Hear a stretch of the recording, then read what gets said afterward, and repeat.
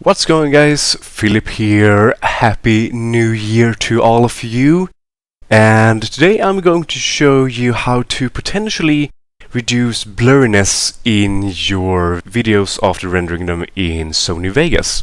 So I had this problem for a long time where my videos felt really blurry during movement, so kind of a motion blur, and it just reduced the overall quality, in my opinion, for the videos. So I was searching through different rendering settings, but that didn't do the trick either. So finally I stumbled upon something called Resampling, which is a feature in Sony Vegas. I will leave a link in the description to a video from a guy who knows it better than I.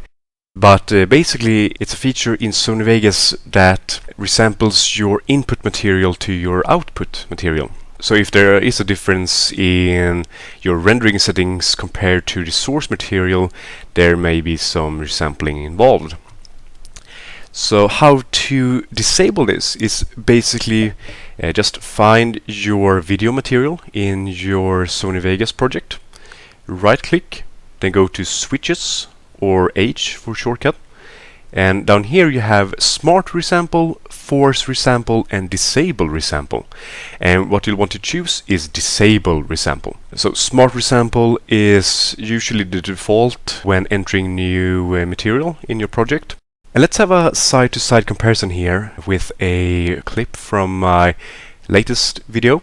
And then you can see at least a slight difference. And even if the difference may not be that big, I think that it affects the overall quality of the video, at least in my opinion. But yeah, that is how you can potentially reduce blurriness in your videos, and I hope this helped you out, and I know it helped me out at least.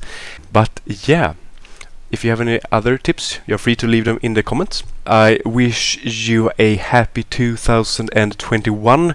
Hopefully it turns out a bit better than 2020.